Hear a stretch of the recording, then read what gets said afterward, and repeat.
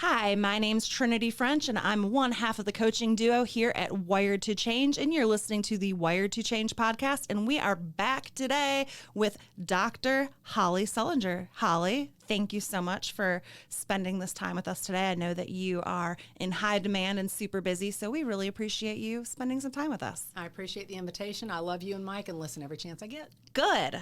Well, we love when people are actually listeners of our show because, well, we don't do this just to hear ourselves talk, even though when Mike's listening and editing the show, I'm sure he's like, Trinity, stop. I love it. That's great. But we are back, and I feel like I could talk to you for a week because of all the things that you've done and just being in the professional development realm and the passion to help people. At what point did you realize that that was a natural skill for you? It was probably back, believe it or not, I have 5 college degrees. That just means that I'm a junkie myself for education. And my first degree was in computer programming. And I was being asked constantly. They were like, you're the only one of them back there that speaks normal words. So I was constantly being asked to explain systems to them, to train them. It was in that same position that somebody said, hey, do you know anything about communication? Do you think you could speak to the staff on that? We're having some trouble. And it was just people, I guess, realizing that I had the ability to pull together thoughts, and hopefully they meant what they needed to mean to people, and it helped out. That's amazing. Yeah. And at what point were you able to transition? So you said that you've had your business for quite a while. Yep. At what point did you decide to jump into that and go off on your own? Yeah, that's a good question. Honestly, it happened when I had my daughter. I just didn't want to be in the rat race any longer, working 80 hours a week and more. And so I had enough people that knew what I did, and I felt like I could really make it happen. So I kind of, stuck my toe in the water and told a couple people I was thinking about it. And they're like, oh, yeah, we'll use you, absolutely. And I just never went back to the big grind after she was born. So that was when it happened. Did you have an aha moment, or was it a more slower transition? It was a slower transition for me, definitely. I'm like everybody else. I thought I grew up thinking you pick a profession, you work the profession. That's just what you do. And the whole idea of being an entrepreneur was not something that was in my family. There isn't anybody else that works for themselves. They've all had regular jobs. Right. And so this was something that I just kind of had to, and I explored. I'm an avid reader, so I read everything I could get my hands on. And once I felt comfortable with it, and when you're a new mom, you have that mother lion or mother bear quality, and you're like, I can do anything. It's my kid's life at stake. And once I had that, I was like, okay, this is what I'm doing. Growing up, I was always told I was bossy, which now I get paid good money to be bossy. As I say, you're a strong woman. That's what it is now. You're a strong woman. I don't think they tell little girls that they're bossy anymore. I was told the same, by the way. See? And we just need to have, help our children embrace those strengths. Exactly. Because it was something that now people would be like, oh, she's a natural leader. Yep. And instead of, oh, she's a bossy little thing. But when I was growing up, I never envisioned myself. I realized because I like to look back in the past and see, well, why did that shape what it did? And I was a communication major, so. Oh, nice. Figuring out why people think the way they do and where are those thoughts coming from. I remember when I was younger, I never grew up thinking I never wanted a job. So that was never in my plan. I never envisioned working in an office or being in a job. I really wanted to be an author. I wanted to be sitting in a little loft in New York, drinking martinis, smoking cigarettes, pounding out the next great American novel. That was my dream and vision. And I realize now that it was something that being entrepreneurial and creating something was always just in my DNA. I love it. Yeah. And I love helping people that have also had that, but, they get stuck in a job or they start working and they think, okay, I can't get out of this. Like, how do you said it on our last episode, how do I pivot? How do I get out of here?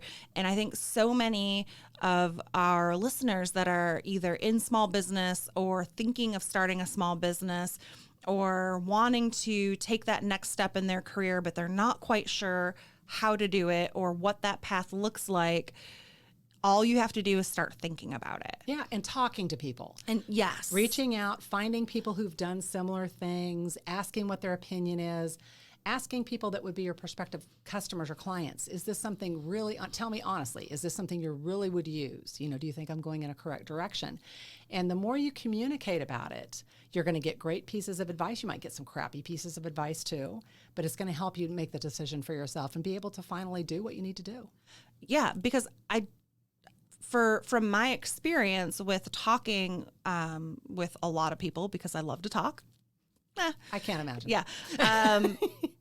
And I ask a lot of questions, but most people, because I asked you if you had an aha moment or and most people say, no, this is something that I was thinking about for a long time and was, it's kind of like making kimchi. It was just sitting there fermenting. Yep. And then at some point it started bubbling up. And then you're like, ooh, it's ready. Okay. Yep. And now what do I do with it now that it's ready? And then you're like, okay, I'm going to dip a toe in the water. And then you're going to take that next step. And before you know it, you're in business for yourself, right? And finding success in doing that business, and voila, that's how the transition happens. And it's not something that's just like, I know very few people that just woke up one day and were like, I'm going to do this, and it's a snap decision, right? Yeah. Or that did that and then actually succeeded, right?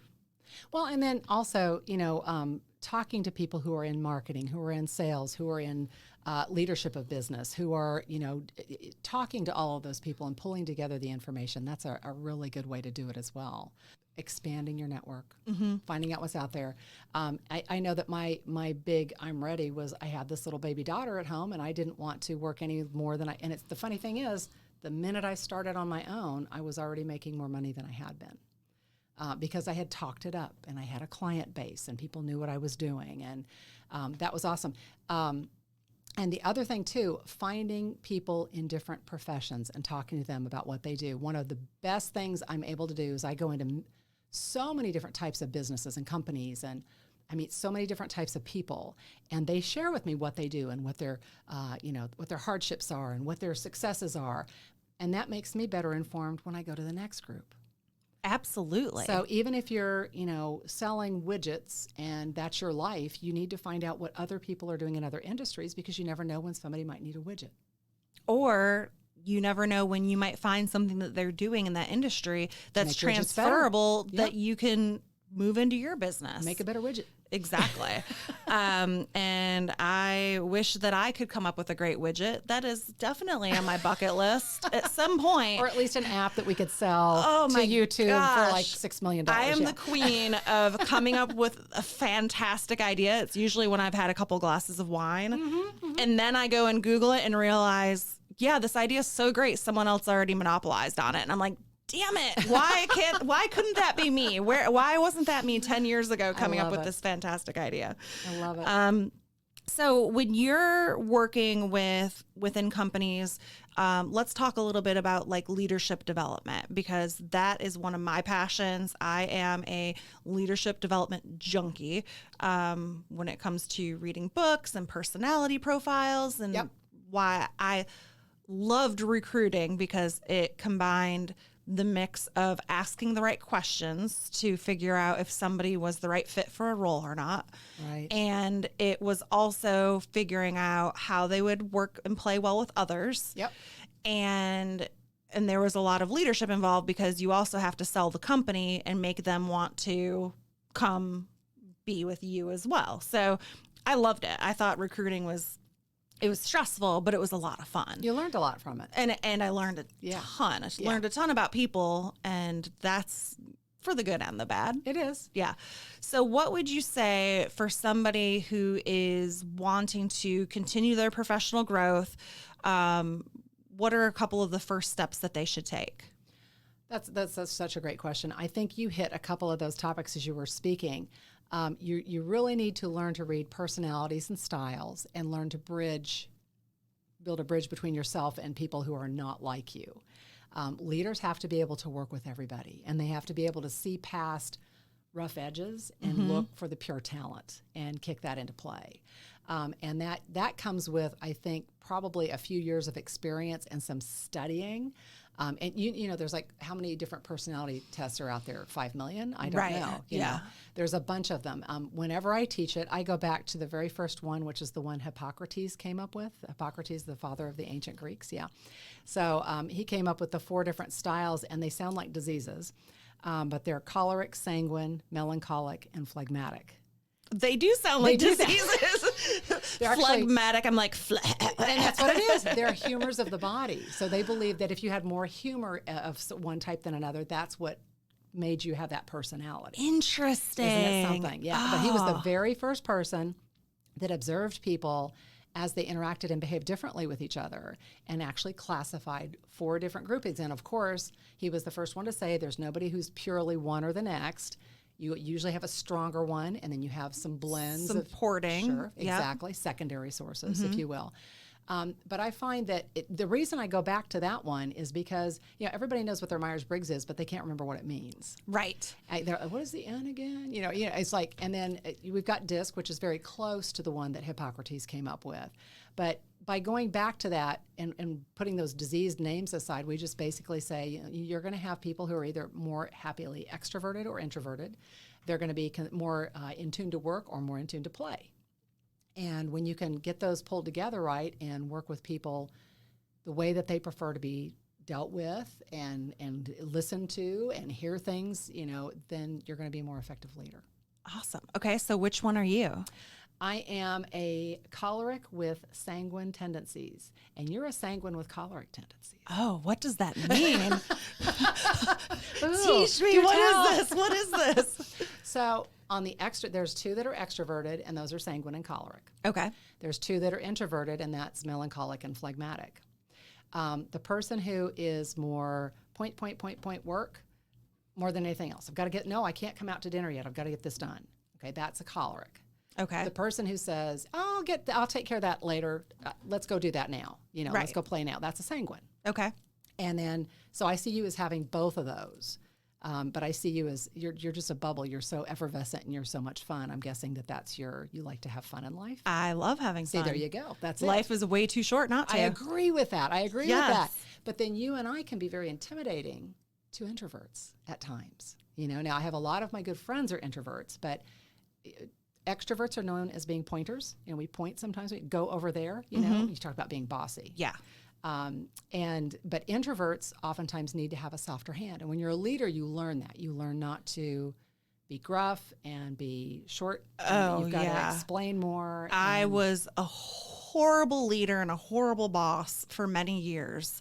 And I had to do a lot of work because I was bossy. I was kind of a little bitchy. Yep. And I didn't find out until much later in life that I was actually diagnosed by my primary care physician, who is a holistic doctor. Oh, neat. So she's very anti-medication and which is why I love her. Yes, because I would love her too. I will get her name from you afterwards. And and she was like, you need to go to see somebody because she's like, I think that you have really bad ADHD.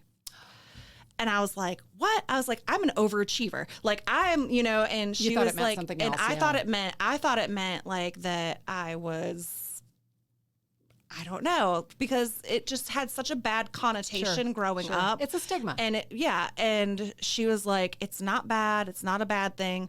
She's like, you're just to the point in your life where you've put up all of these, you've been using these tools to get over it or to work around it.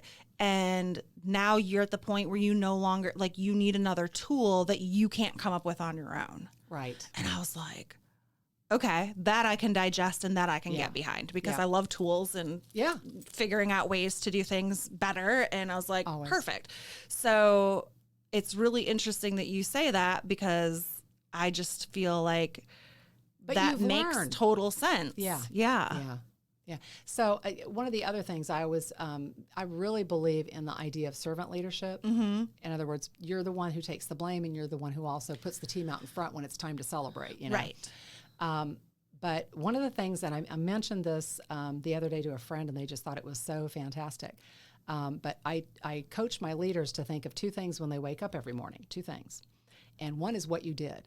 One of the things you should think of before you even get out of bed is, what is one thing I can do to become a better person today?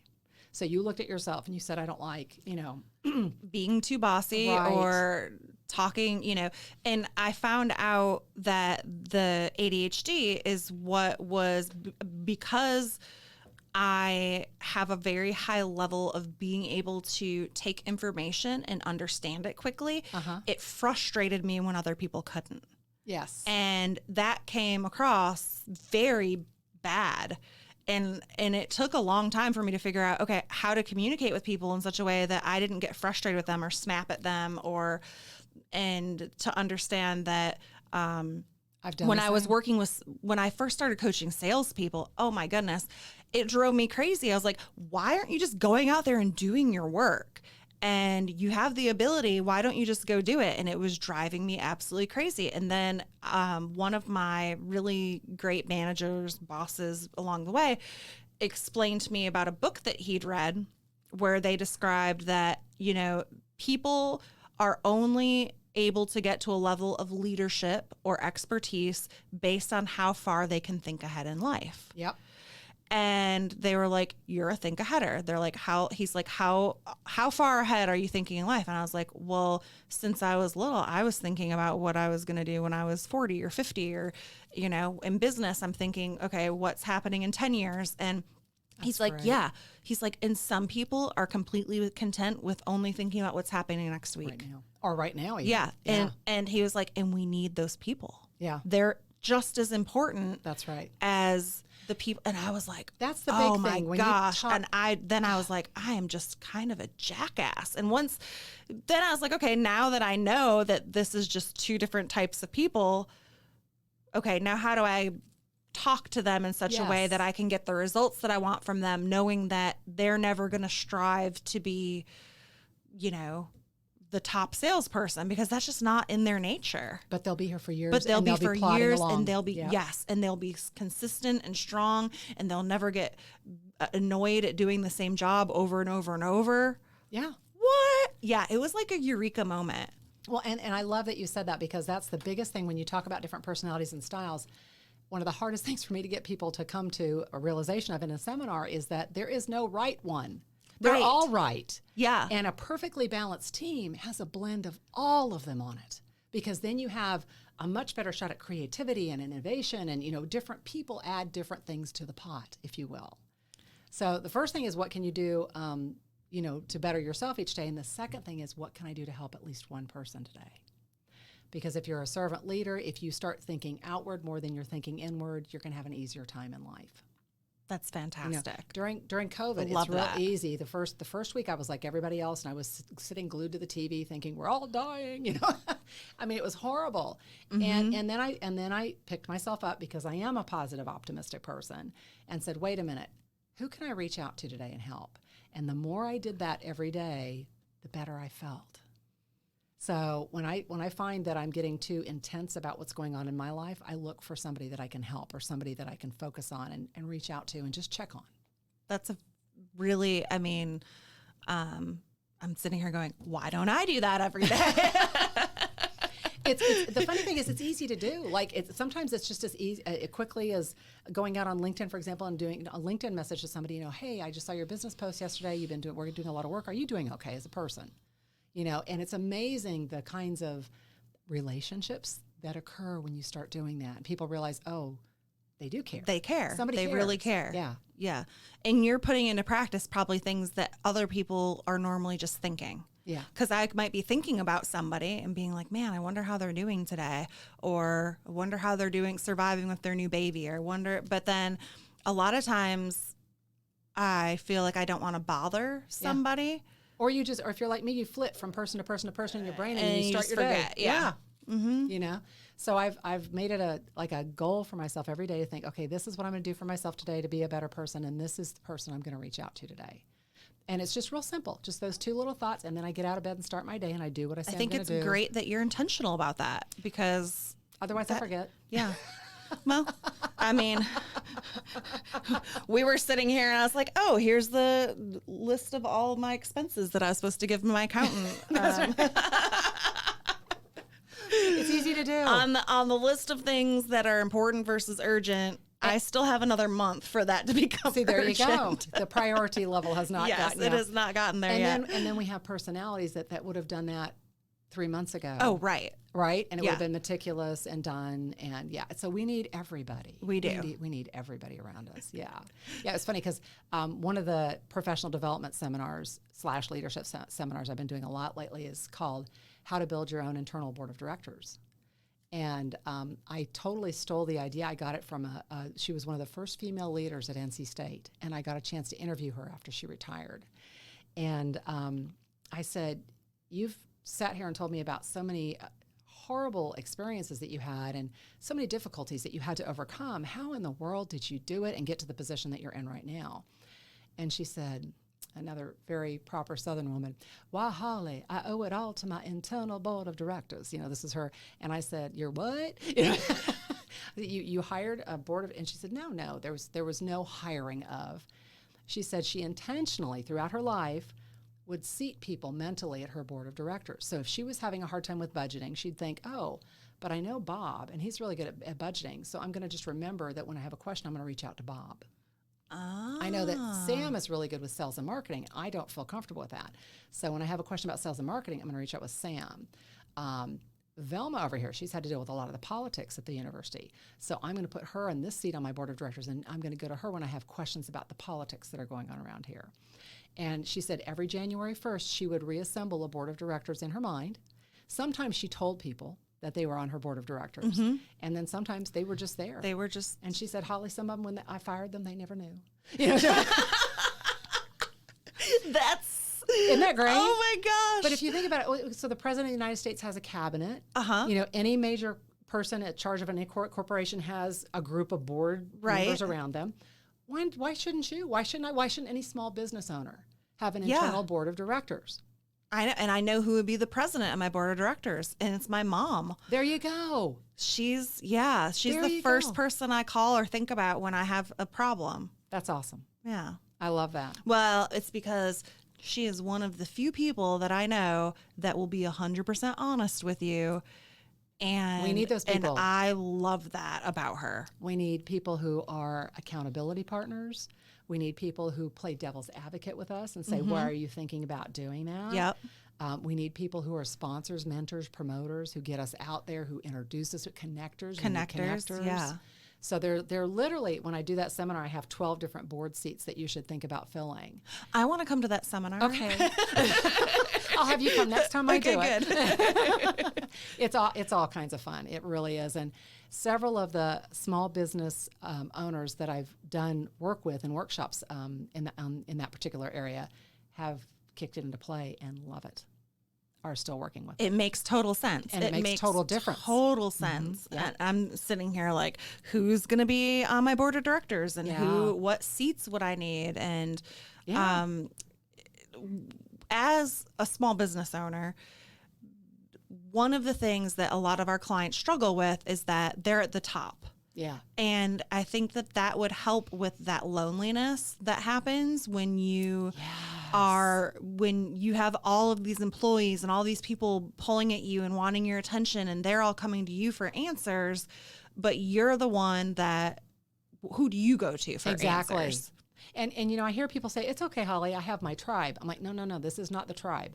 The tribe is the friends and the supporters. Mm-hmm. This is an intentionally selected group of people who are very different in the skills and abilities that they have. They're very different from yours.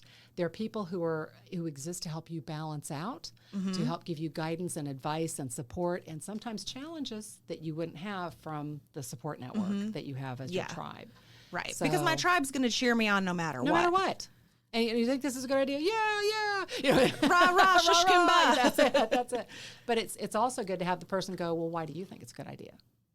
What facts do you have that show you that it's a good idea? What research have you done that lets you know this is a good idea? I mean, it's funny because we've been looking at racial issues, race relations, racial complexities in our country, and we've been talking the word diversity left and right and left and right. diversity does have to do with how we look, but it's also our skills and our talents and our abilities. We need to have a diverse group of people around us that make us stronger. I know that I can do a lot. I know you can do a lot, but there are some things we couldn't do as well as if we had people around us that could do it even better. Oh yeah. So that's the whole idea behind an internal board of director. And if you intentionally think it through, this is what areas am I weaker in? What areas do I need to strengthen? What areas do I not enjoy performing? And those become some of your board members. I love that. Yeah.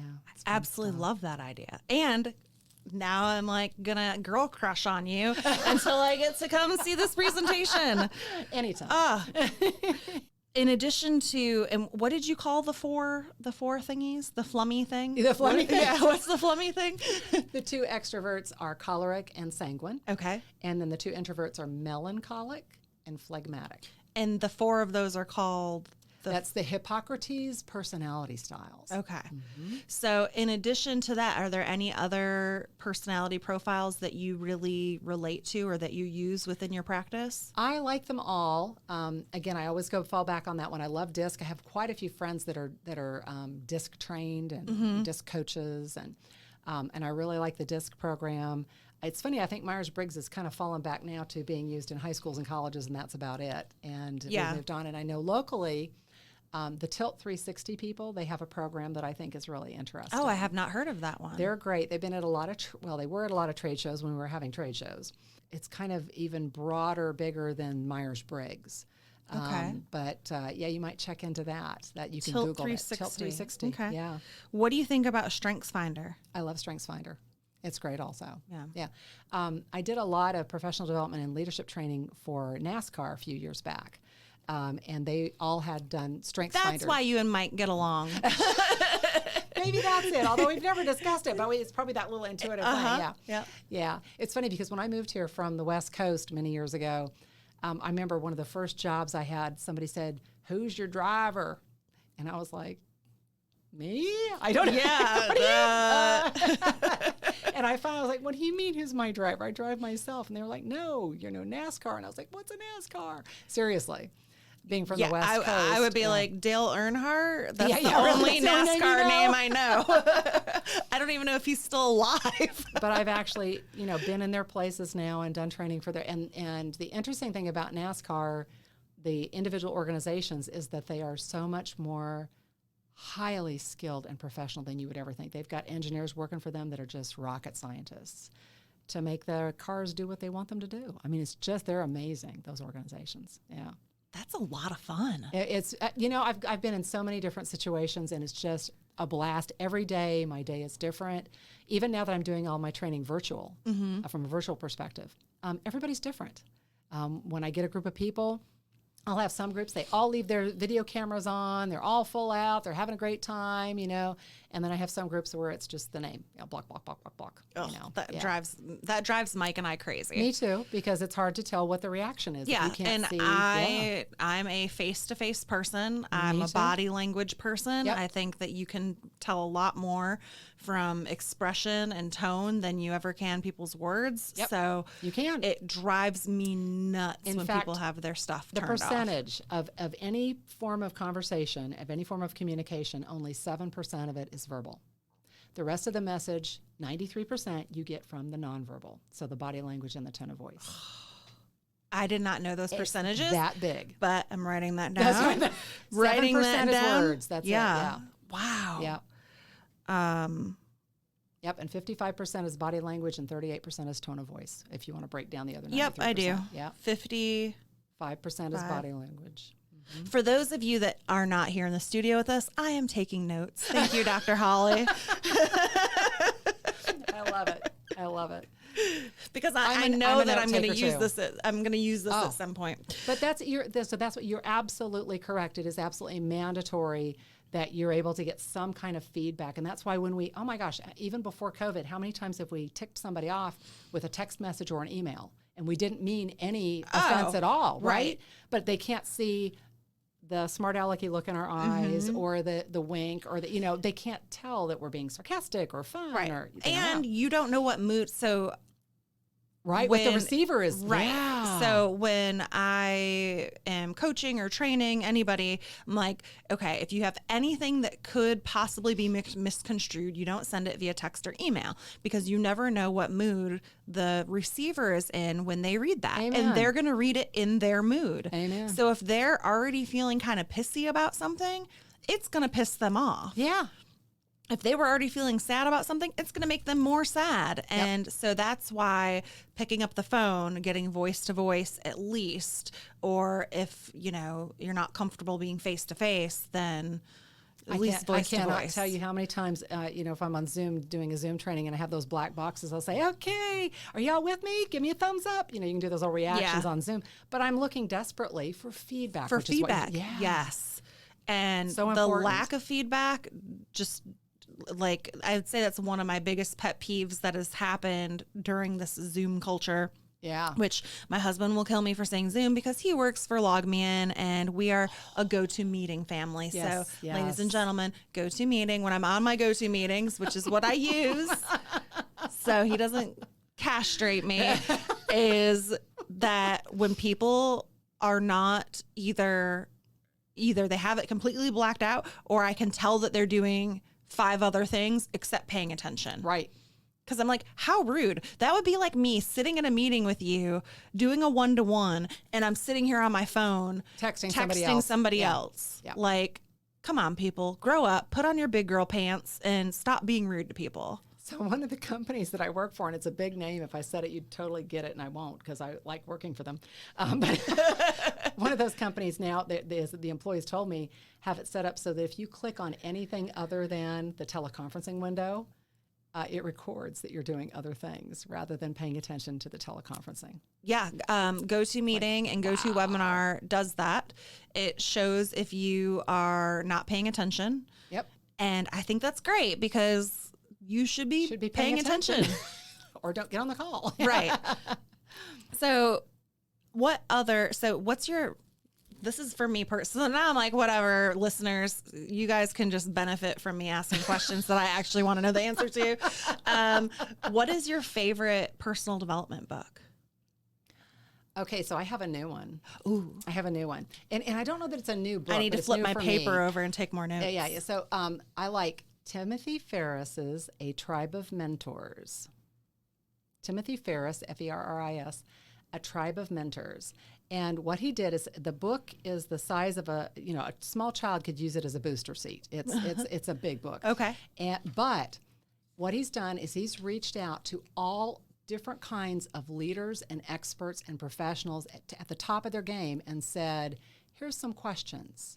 Answer the ones that you think that our readers would benefit from.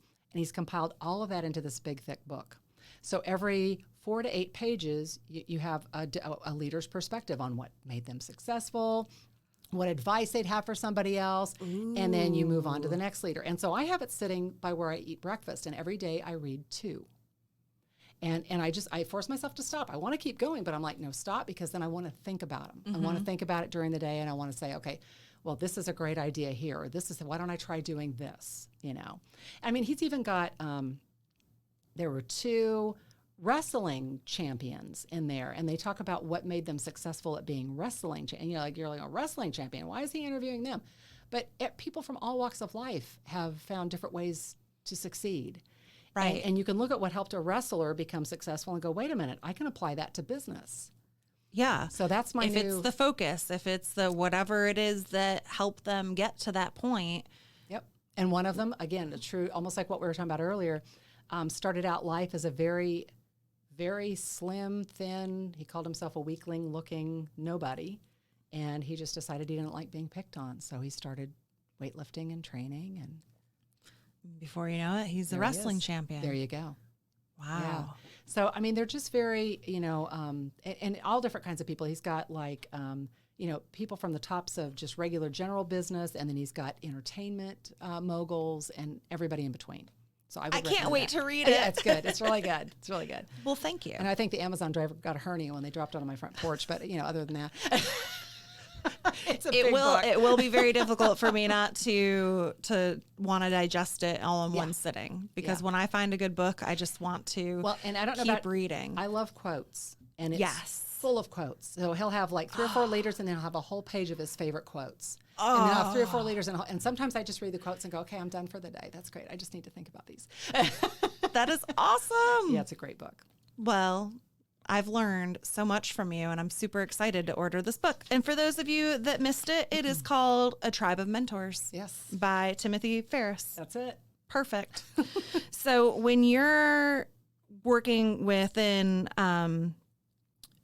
professionals, and so I have a client right now who is in the middle of a career transition. Yes. And she actually asked me today what tools or things that she should be doing to, beef up on her skills or hone in on her skills. And I know what I would tell her, but what would you tell someone going through transition? Yeah, that's a really good question. So I actually ran career transition forum for, a while. You did? Yeah. Yep. And I have worked with people who have been in transition my entire life, I think, off and on, just because of what I do. I would first do a little bit of research and find out what skills prospective employers might want in the areas that I'm targeting. Mm-hmm. And of course, technical skills you can always beef up on. But you also should beef up on interpersonal skills, and which I think is probably one of the things you tell them. So you need to be able to be a really good communicator so that when you are interviewing, when you are doing meet and greets to try to figure out where to go and what to do, you're able to be effective. You need to beef up on your networking skills. And I have people, but it's COVID. No. I, believe it or not, even though I'm a face-to-face person, I like virtual networking events better. It took me a while to get to that point. Really? Really, because... All right, you're going to have to unpack this for me because... I'm going to. So think about it. If you go into networking events are usually restaurants, bars, something like that. Mm-hmm. You go in, it's loud to begin with. There's the clamor of the silverware, the food, the wait staff, the bartender, whatever, clinking of glasses. There's other conversations going on all around you. Sometimes it's hard to even see who the networkers are and who they're not. And then you're picking your way through the crowd trying to meet people.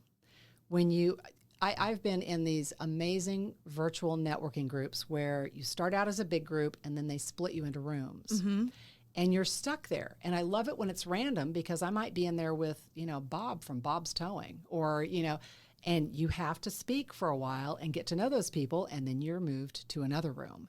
And to me, it's much easier to focus on the person who's speaking without that extraneous external noise, mm-hmm. and without worrying about I need another drink, Yeah. So it's just much more focused. And so I've found that I've been much more successful virtually than in person. And I'm an extrovert, so that's weird for me to say. I just love that I can do it. I call it pantsless networking. Yes. I can sit there in my, professional on the top and party on the bottom and just totally, yes. I have one group that every time asks me, okay, Holly, what do you have down there? Sometimes it's leggings, sometimes it's shorts, yep. Sometimes it's workout, but who knows? But I'm like, you'll never know. Plus, it's so nice not to drive anywhere. Right. From a time standpoint, I can. I've always been a big stacker. Like yes. Monday were my networking stacking days. So I would go to the Caribou Coffee in Briar Creek here in North Carolina, and I would have 4 or 5 appointments back to back to back. Boom, yep. Boom, boom. I don't have to move. I introduced the person coming in to the person leaving, and it was just a nice little system. I love it. And I can do that now with Zoom or GoToMeeting. Yeah. And I find that it's even better because now I don't have to sit there and be completely overly caffeinated, even though I usually am. But I think the downsides of networking and just if you are stuck in a room with people, yes, the great thing about being in person is that I can always get out of it and escape. Right. And it's a little bit more obvious if I'm just like, bye, end meeting. Yeah. Oh, oops. I feel like my internet connection's going bad. Yeah. You can't be like back in the day, like, the line is going, look it's a little blurry. I think we're losing you. Oh my gosh, that is wonderful. You asked me about somebody in transition. The other thing and of course I do all of the Microsoft Office products. So if somebody says, I'm a project manager, well, learn Excel and learn Microsoft Project. I'll tell them those things. But one of the other big things I tell people in transition is to learn to do time boxing.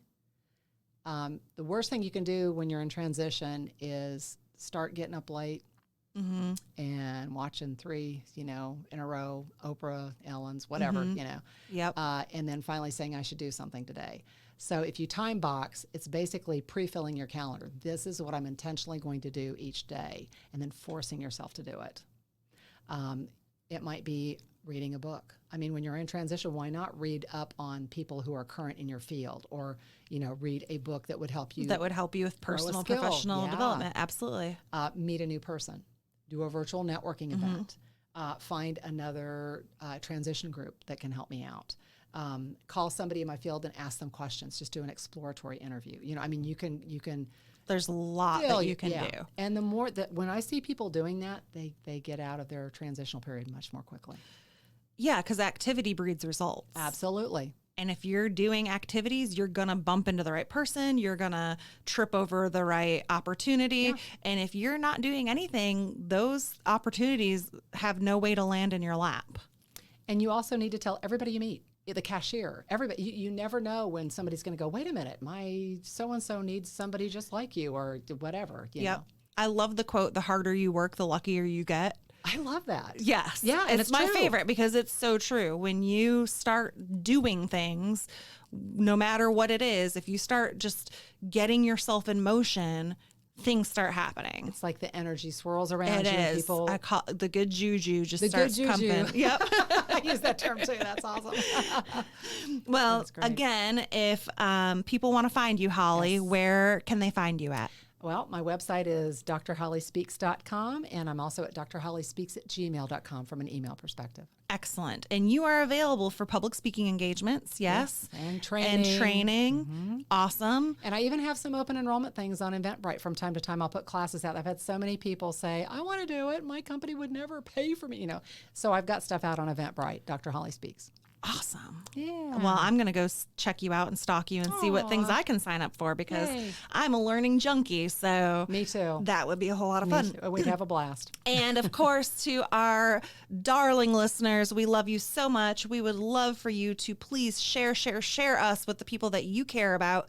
If you know a business owner, if you know somebody who's thinking about getting into business, if you know a salesperson, if you know somebody who has been thinking about coaching, but they just don't know if they are in for it, share this podcast with them. We would absolutely appreciate it. Email us, let us know that you did it, info@wiredtochange.com with the number 2, and we would be forever grateful to you. And we will talk to you next time on our Wired to Change podcast.